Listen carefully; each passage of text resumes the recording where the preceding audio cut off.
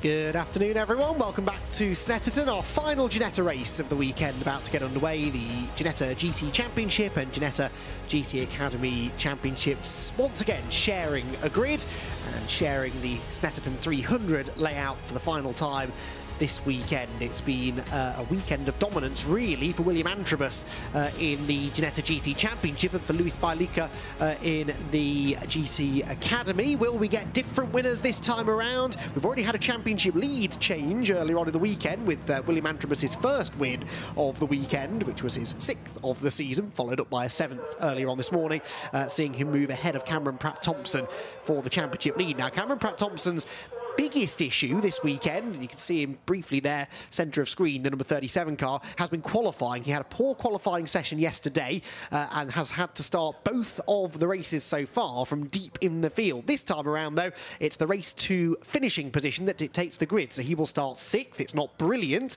but at least he's a bit closer to the front than he has been at the start of either of the previous 2 races. In the GT Academy field, Luis Bailica arrives comes into this race, I should say, with a very healthy lead now, 46 points clear of Ian Beaumont, who had a non-finish earlier on today. That became one of his dropped scores, so he got back some points as a result of that. But Ian Beaumont, the short oval ace, has slipped now to nearly 50 points off the championship lead within the rookie category. In the GTA category of GT Academy, Tom Walker has a 47-point lead over Joe Astoltov, and the reason we're talking about points more and more is because after this race there will be just 6 races to go across all of our Ginetta Championships, 3 on the Donington Park Grand Prix circuit in September, and then at the end of the season we head down back down south to Brands Hatch for the Brands Hatch Grand Prix circuit finale at the end of the year.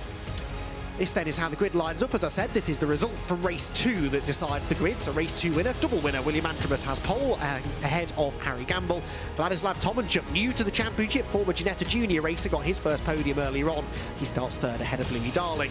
Jamie Cordell is the best of the AMs, starting 5th alongside the outright championship leader in the GT Championship, Cameron Pratt-Thompson, who must make progress from there to keep within touch of the championship lead. Alex Duncan and James Nicholas are an all-AM 4th row ahead of Elliot Foster and Lucy Hodgson together on the 5th row. Row 6th for Felix Livesey, who retired dramatically from 2nd place in race 1 and should be able to make some forward progress from there. Then we'll have a gap before the GT Academy cars take the start. The German driver Luis Bailica has the pole position, Tom Walker alongside him, both of them leading in their respective championships. Connor Blackburn and Joseph Astoltov are next, with Ben Wiseman and Will Fallon, with a car that's hopefully been repaired after it was in the wars somewhat in race 2. Ash Young and Alan Wright are next ahead of Faye Goff and Damien Duffy, whilst Ian Beaumont, after that retirement in race 2, having to come from the back this time of the GT Academy grid.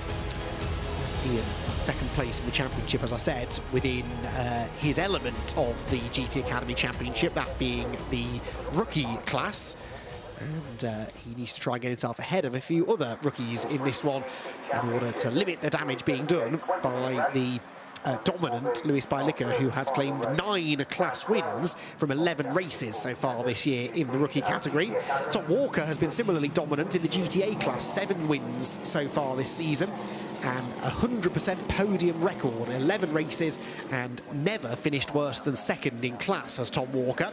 William Antrobus's season, meanwhile, in the GT Championship didn't start that well. He retired with fuel issues from the lead group in Silverstone at the very first race of the season, won the next 2 races though, and has gone on to claim 7 wins and a further 2 second-place finishes to now hold a championship lead of 24 points over Cameron Pratt-Thompson and 46 points over Harry Gamble, who is 3rd in the championship, but this time starts from the outside of row 1. Remember, he was 3rd on the grid for race 2. He was in 3rd when Felix Livesey retired. What can he now do from the front row for the first time this week? Final Ginetta race then of the weekend about to get underway. 20 minutes on the clock, safety car in the pit lane, and a 2x2 rolling start for both of our categories. GT cars first, then the GT Academy in the background.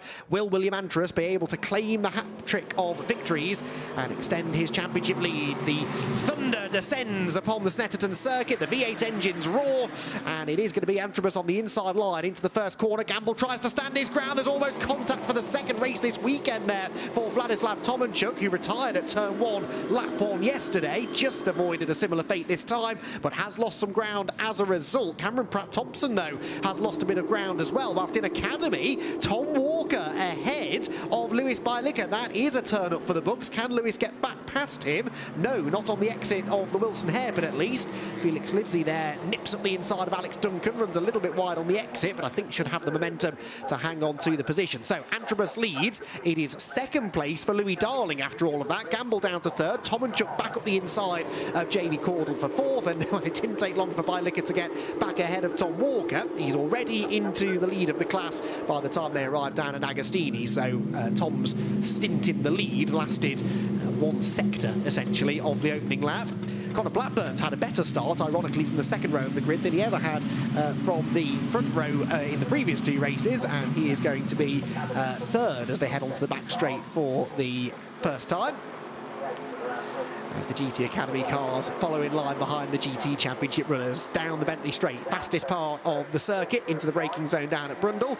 And William Antrobus with, what, a 2-car length lead over Gamble, who's back ahead of Darling now. That, meanwhile, is Cordell getting ahead of James Nicholas. The amount of battles they've had over the last year or so in GT Academy, great to have them both on the GT Championship grid this year, although they might now be separated by a fired-up Felix Livesey, who almost got to the inside of Nicholas there. Off ahead of them went Tomanchuk, I think, from fourth. He's still there, but the car was bouncing down the grass between the bomb hole and Coram corner, and he just about managed to wrestle it back on the road and continue on his way. Antrobus with the advantage at the end of lap 2 in the Elite Motorsport car. Elite are keen, I suspect, to get back to winning ways. Our racing have trounced them really in the Ginetta Junior races this weekend, netting a top 6 lockout in the previous race. Elite would like to get one over on them. Of course, no R racing cars in this grid, but Elite Motorsport do have an opportunity with Antrobus to claim a hat-trick of victories. Meanwhile, Vladislav Tomanchuk has the 51 car of Jamie Cordell behind him, but Cordell, having seen that mistake for Tomanchuk half a lap ago, really trying to take advantage of that. Also taking advantage was Felix Livesey, who slips up the inside of James Nicholas and now has a go at the AM-class leader heading down the hill. Is there a gap up the inside? Yes. Does he go for it? Of course he does. Can he stop the car is the remaining question. Well, sort of, and he does get himself ahead of Cordell and nestles in behind Vladislav Tomanchuk. Felix Livesey charging through the order brilliantly, and he now has the former Ginetta Junior racer to try and get past to move into fourth position. This, though, for a position within the pro class as well. Vladislav, despite his relative racing inexperience, is listed as a pro in this championship, and rightly so, based on the pace we've seen from him in this debut weekend in the series. Down the Bentley Straight we go. Beautiful sound that the GTP8 makes as it heads down towards Brundle and Nelson. Antrobus's lead, by the way, was just over 3/4 of a second at the start of the lap. This is even closer, though, for fourth. Livesey to the inside through Brundle on Tomanchuk. Vladislav was never going to let him have the outside through Nelson. He has graduated from the Ginetta Juniors. After all, they know a thing or two about door-to-door racing in that championship, as we've seen this weekend. And Tomanchuk for now hangs on, but it seems like a matter of when, not if, doesn't it? There's a sense of inevitability about this with Felix Livesey, clearly the quicker of the two. We've seen that all weekend. He was actually catching William Antrobus at the time that he retired in race 2 this morning. He has potentially got the speed to win a race, just doesn't really have the track position in this third and final race of the weekend.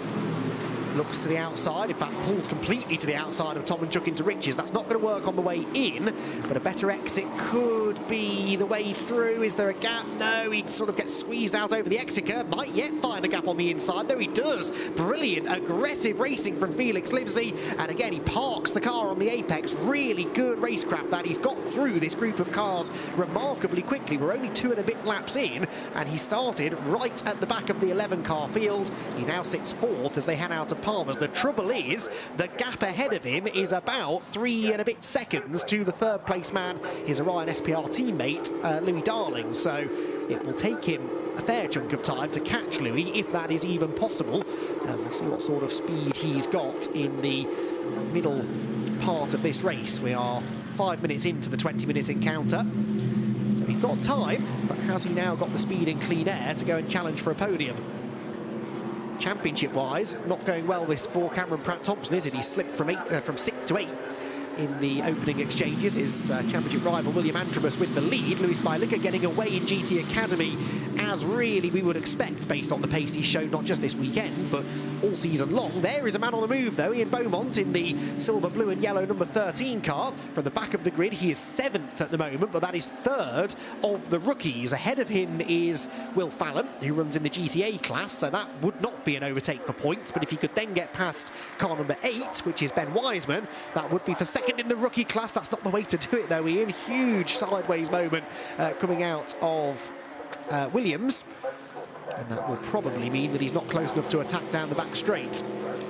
Right, let's get a lap time check, shall we? The leaders come through. Antrobus stole the fastest lap back again on the previous lap.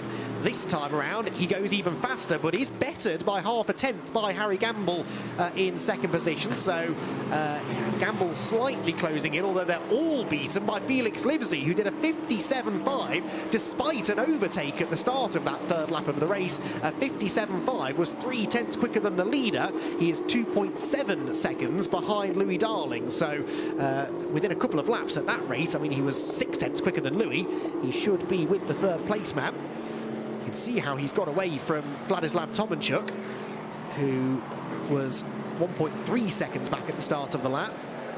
Livesey is on a mission. He was incredibly frustrated with that retirement in race 2. You could see his body language as he got out of the car and slumped against the barrier to watch the second half of the race trackside with the marshals. That's not where he wanted to be when he felt, I'm sure, that he had the pace to win that race.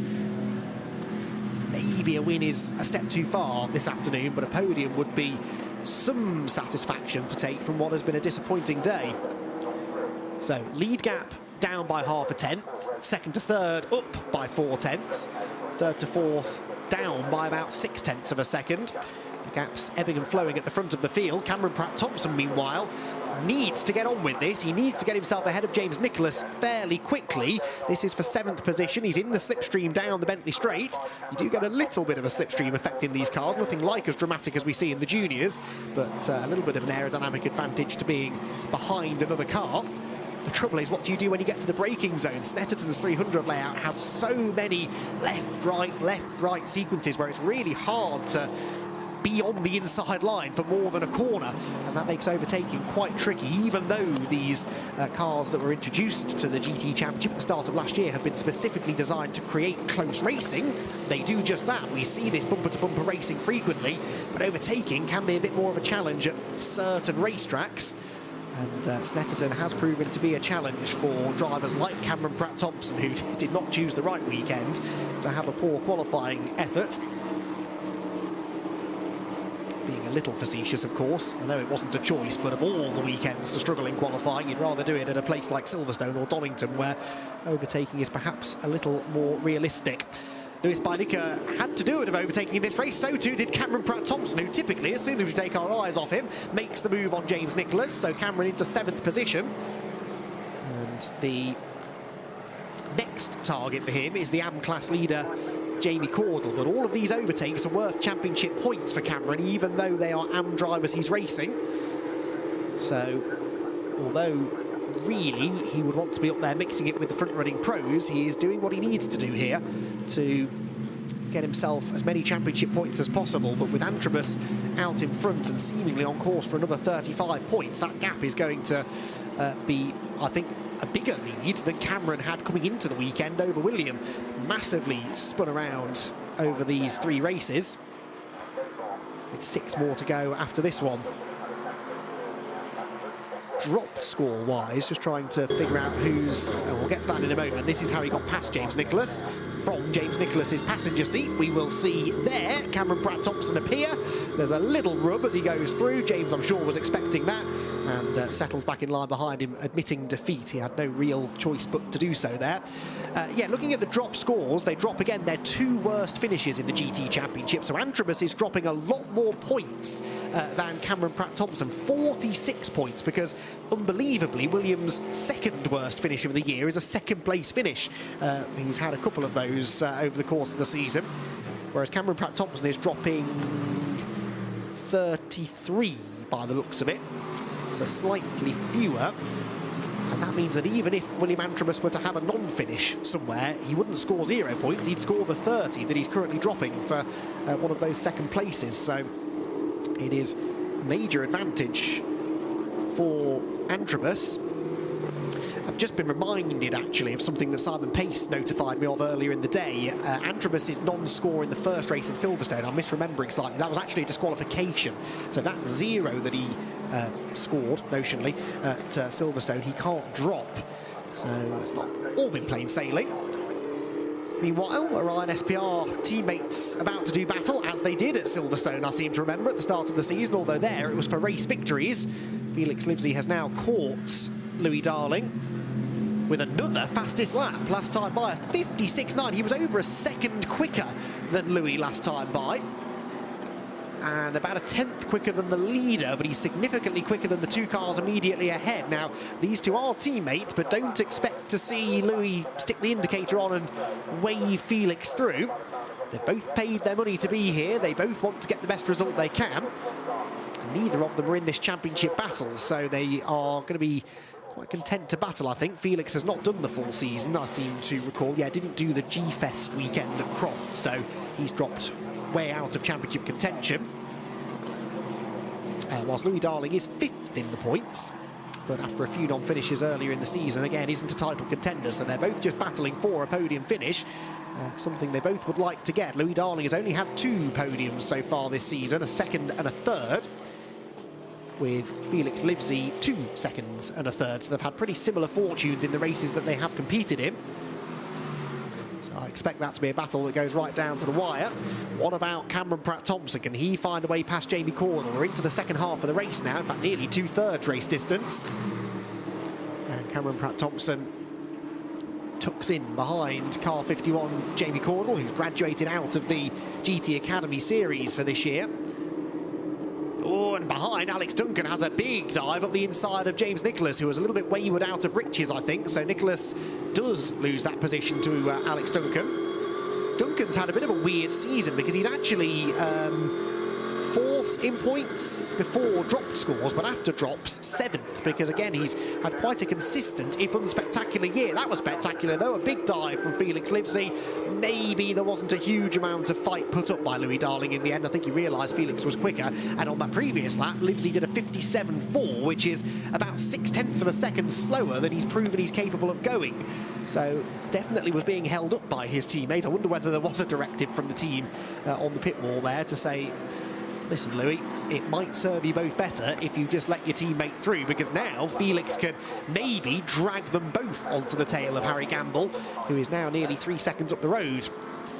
Here, meanwhile, the battle for the win in the GTA class of GT Academy. Joseph Astoltov is having a real go here at getting past Tom Walker. Tom Walker, who is has been the pace setter in that class this weekend. He's the championship leader by 47 points over Joseph Astoltov. Well, there's a 5-point difference between finishing 1st and 2nd in class, so a move well worth making here for Astoltov. He looks like he's a bit quicker at this stage of the race, and has a really good exit from Agostini. In fact, I think he's got the overlap, the inside line, no, not quite into Hamilton. Or maybe he did and decided to back out of that. That's a risky place to go wheel to wheel. It does look as though the American driver is the quicker of the two. Different tyre strategies maybe. They're limited on the amount of tyres they can use over a weekend, and some drivers choose to save a fresher set of tyres for a specific race where maybe they feel they're going to have a better opportunity. This is the warmest race of the day. It is noticeably warmer than it was this morning when they were last on track, so perhaps Joseph has elected to go for a newer set of tyres for this one, which are working well in the warm conditions. The Academy cars run on a semi-slick tyre, whereas the GT Championship runners on a full racing slick. So these cars are treaded slightly, and that means the rubber blocks will overheat, move around a little bit more in these warmer conditions. That doesn't yield as much grip as a racing slick would, but actually makes the cars a little bit more compliant because they tend to slide through the corners rather than snap like a slick shod car would. Someone who's definitely got to grips with the tyres and indeed everything about GT Academy this year is Lewis Bilicka. He is 4.1 seconds up the road now from these two. But Tom Walker is much more interested in holding on to his class lead because unlike in the GT Championship, it's based the points are based on your class finishing position in Academy. And for that reason, Walker really needs to keep Astoltov at bay. There was contact there as they came out of the hairpin. Joe just letting Tom know that he's there as if he was unaware at that point. Running out of time though, 4.5 minutes to go. You're not missing anything in the GT field, by the way. Felix Livesey actually was only fractionally quicker than Harry Gamble that time, so the gap second to third remains 2.3 seconds. This is still really the best battle on track, certainly the most significant for a class win. Joseph Astoltov has 4 class wins, in fairness to his name. He won the first race at Silverstone in GT Academy, claimed another 2 at Croft in the Ginetta Festival event. So Astoltov was putting together some good form through the middle part of the season. Hasn't managed to beat Tom Walker yet this weekend, so over the course of the 2 races so far, Tom has taken 14 points out of Joe, extended his lead by 14 points since the start of the weekend, but if Joe can get ahead of him, he could reduce that to maybe a 9-point gain over the weekend, and if he can steal the fastest lap, that would be just an 8-point gain for Tom Walker over the Snetterton event. Who has got the fastest lap out of the 2 of them so far? It is Astoltov by about 4/10, so that demonstrates, doesn't it, the pace advantage that Joe has had in this one, which maybe he wasn't able to find in the earlier races. I seem to recall he ended up battling with Ian Beaumont briefly in race 2 earlier on this morning. Ian, of course, a rookie, so fighting for a different championship, but still physically there on track and sort of delaying Joe. Whereas this time he's been able to tag along with Tom Walker from the start and has now just under 3 minutes left to try and find a way past the E3 Sport driver ahead of him. Three Riches, double apex right-hander. Really quick corner, the car right on the limit of adhesion, but neither of them going beyond track limits there, interestingly. They both had an extra foot or 2 to play with if they wanted. Choosing to stay off the curbs, that's where Astoltov is quick. He holds a much tighter line through Wilson. Didn't quite touch the rear end of Tom Walker's car that time as he did a lap ago, but he was within a millimetre or so of doing so. Now into the next braking zone, the next overtaking opportunity at Agostini. Walker knows it, covers the middle ground. Astoltov commits this time though. Can he get the car stopped? There's further contact and around goes the American. Joseph Astoltov rotates. He had a go, lent on Walker, but just couldn't get the car around the corner. And that was a costly error. He was trying desperately to get that class win that he really needed for his championship hopes. But unfortunately, he's been off the road, and now that will cost him positions in class because Connor Blackburn has gone through into second in class, and I reckon Will Fallon might have got him in all of that as well. Is there damage? Is there a puncture? No, everything looks okay on the left-hand side of the car. And I think the right tyres are inflated as well. You do always worry, though, in that side-to-side contact. Easy to knock a tyre off a rim or puncture a tyre, damage the steering arm. I think he's got away with that, but has definitely lost his chance now of a really good points haul, and all of those calculations I was doing go out the window. He's going to lose a lot more points now to Tom Walker based on where he looks likely to finish. Leader, meanwhile, William Antrobus heads down the Bentley straight. We have 1 minute and 10 seconds remaining, so I think we'll get another lap. I'm pretty sure we'll get another lap after this one. Lewis Bilicka is serenely continuing on his way. He'll have gained another chunk of time over his pursuers as a result of that collision. Across the line they go, and Lewis was going to say being cheered on by the Want to Race with PT Autosport crew, but they looked a bit over it actually, didn't they? I think they're well used to seeing Lewis out in front. It's no longer headline news when he wins a race, and so Bilicka with another win coming potentially. Ian Beaumont, meanwhile, is busy battling with Ben Wiseman. This for second in the rookie class. So again, Ian Beaumont trying to limit the damage being done by Bilicka in the championship here. Could do with getting this second position. It looks unlikely, really, that anyone is going to beat Lewis in the championship this year, but Ian would like to give it a good go. And he's certainly giving a good go here to move into second place in the class. From the back of the grid, remember, Ian Beaumont after a non-finish earlier on today. Heads down into Agostini, but not really close enough to attack for the time being. There is the recovering Astoltov. Now, this is quite significant actually for Astoltov, because ahead of him is Will Fallon, who is also a GTA driver. That is for third in the GTA class. So, again, a position that he could do with taking from a points perspective. From a points perspective for William Antrobus, though, this has been pretty much a perfect weekend. It's not quite been a maximum points haul because the fastest lap point did not go his way earlier on today, but he's got the fastest lap in this race now, taking it back from the charging Felix Livesey, who isn't quite going to have the pace to catch Harry Gamble. 2 seconds the gap between those two at the start of this, the final lap. And so William Antrobus turns into Williams, heads onto the back straight for the final time, and a perfect hat-trick of wins heading his way. Has anyone done that so far this season? Well, he won 3 races at Croft, but there were 4 races that weekend, so it wasn't quite a clean sweep. It's the next best thing, I suppose. We had 3 races at Alton Park, but 2 different winners. Antrobus winning the first, and Harry Gamble winning races 2 and 3, after being disqualified from the first race, I seem to recall.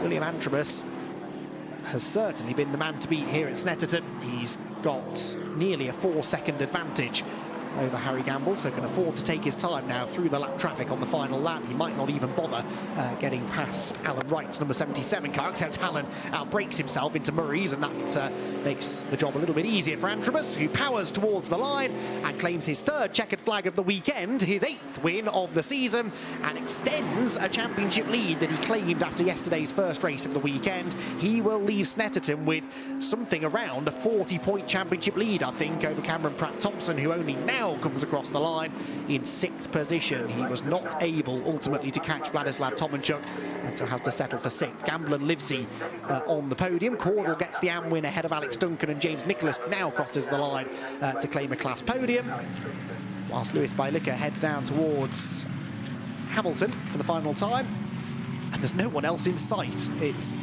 incredible, isn't it, really? This is a one-make series, a very tightly controlled one-make series. The cars are all pretty much identical, and yet Lewis Bailica has been unstoppable, not just this weekend, but throughout the season on the whole. 9 wins for Lewis so far. This will be win number 10. And I'm not going to say he's got an unassailable lead in the championship, because stranger things have happened, but with Ian Beaumont, he's now ahead of Ben Wiseman, in fairness. So he's up to 2nd in the class, but that gap, which was already nearly 50 points, will now be over 50 points with just 6 races remaining in the championship. Bailica turns through the bomb hole and has a completely empty racetrack around him. Not pushing particularly hard on this final lap, is he? Just coasting home through Coram Corner. Drops down the gears one last time into Murray's, and now starts to wriggle the car around in celebration as he approaches the checkered flag once again. For Lewis Bailica, this is going to be another weekend sweep and a 3rd race victory of the weekend, a 4th in a row. Actually, he won the 4th race, at the Croft Ginetta Festival. This is a bit closer though. This is for the win in GTA, and Connor Blackburn nearly got there. Another lap, he might have got past Tom Walker, but Tom Walker just hangs on. The gap between the two of them was just under 0.2 of a second at the flag, and that was Connor Blackburn looking the raciest, really, that he'd looked all weekend long. Qualified well yesterday, 2 front row starting positions for races 1 and 2, but faded pretty early in both of those that time. Though he got quicker as the race went on. So, exciting stuff from the Ginetta GT Academy and GT Championship. These the results then: an Elite Motorsport 1-2, William Antrobus and Harry Gamble, as it was in race 2 this morning, whilst Felix Livesey was the star of the show from 11th on the grid to a podium finish. Louis Darling and Vladislav Tomanchuk were next, ahead of Cameron Pratt-Thompson. Jamie Caudle wins the AM class ahead of Alex Duncan and James Nicholas, whilst Elliot Foster and Lucy Hodgson were the last of the GT Championship finishers. Lewis Bailica claims a 10th win of the season in the rookie class within GT Academy. GTA won by Tom Walker with Connor Blackburn alongside him at the flag. Ian Beaumont got past Ben Wiseman late in the going there for 2nd in rookie. Then it was Will Fallon and Joseph Astoltov, with Ash Young, Fagoff, Alan Wright and Damien Duffy completing the finishers. All 22 starters making the checkered flag. So, busy weekend for the Ginetta teams. They will next be out at Donington Park Here, though, are the highlights from race 3. The final Ginetta GT Championship race of the weekend picked up pretty much where race 2 left off, with William Antrobus holding on to pole position, the double winner so far, just avoiding this little skirmish into the first corner where Vladislav Tomanchuk nearly suffered the same fate that he had in race 1 yesterday. Thankfully, though, the youngster was able to continue undamaged. James Nicholas was levered aside by Cameron Pratt-Thompson, who lost the championship lead after race 1 yesterday, and sadly his race 3 performance did nothing to get him back to the top of the points. There was a brilliant battle going on between Joseph Astoltov and Tom Walker. Meanwhile, back in the GT Academy class, Lewis Bilicka was leading dominantly and on course for another rookie class victory, but Walker and Astoltov were so evenly matched. Joseph threw everything at it, including this lunge late in the going, that sadly led to a spin and put him out of contention. Walker eventually going on to claim a comfortable victory. William Antrobus, though, a 3-time winner in GT Championship, with Bilicka victorious again in Academy.